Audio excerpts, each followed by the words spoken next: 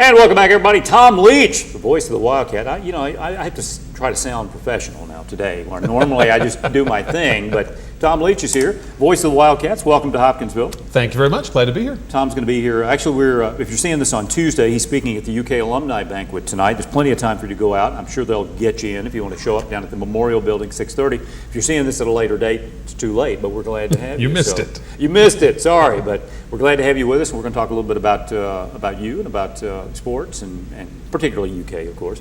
Tell me a little bit about you, because you are in a position of following some real legends. Yeah. Not only Kaywood, and I don't want to downplay Ralph Hecker, but Kaywood, but Claude Sullivan too, Yeah. who was an incredible announcer. Most people now are beyond the point where they really realize that. Yeah, they had a dinner to raise funds for the UK Archives program a couple of weeks ago, and the theme was paying tribute to Claude Sullivan, which I was glad somebody did.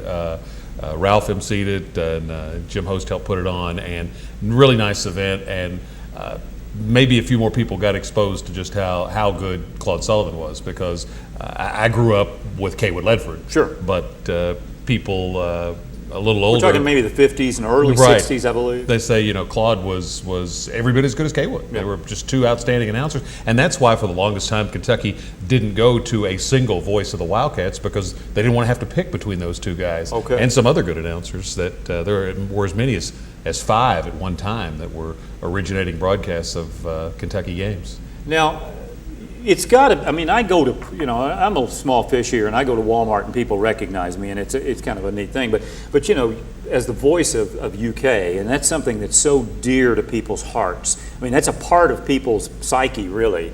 How do people treat you? You're a big celebrity, right?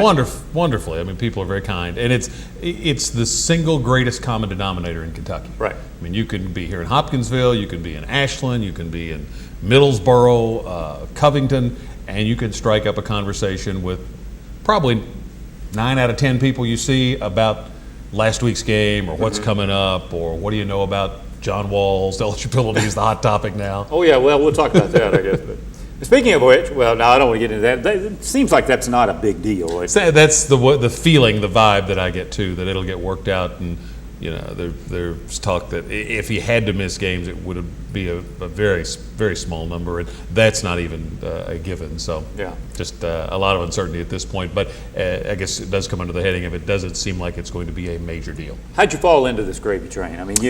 You a certain amount of, there are a lot of talent involved, but you have a little bit of luck too. You have to be lucky. You have to be in the right place at the right time. I came to work for Ralph Hecker at WVOK in Lexington in 1984, and got a chance to start doing sports on the station in 87. In 89, got to start doing the scoreboard show on the UK network. Right. So I did that for 8 years before Ralph gave up the football job, and I took over football in 97, and then added basketball in November of 2001. So I had been doing it since 89, and just doing the scoreboard show, some pre and post game stuff.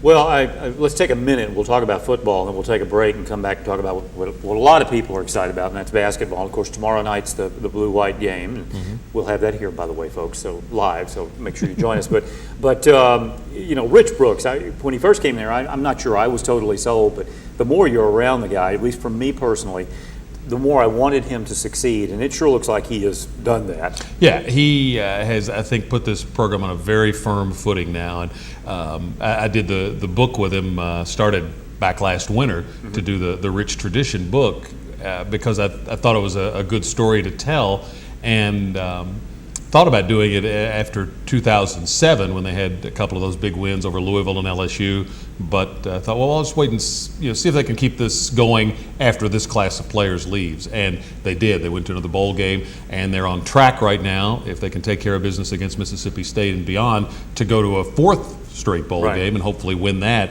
And so it just it makes for a very good story for a guy who was given up for dead in coaching circles here at Kentucky. All us experts. 3.5 years in, they had not only an overall losing record, a losing record for that season, had just gotten beat 49-0 down at LSU, right. And to come out of that to what they've done over the last 3 years is amazing. Speaking of the book, real quick, now, if you're down, did you bring some tonight for the show? Yes, yeah, I do have, always carry books with me. There you go. Like a good There you author. go. But they're available on my website, which is tomleachky.com. And then also you can log on there and see where we're doing signings from time to time. But you can go to the website and banner right at the top will get you to And it. he'll have them tonight at the barbecue. Right. Let's take a break. We'll come back. We're going to talk about basketball, folks. I know you're excited. Stay with us.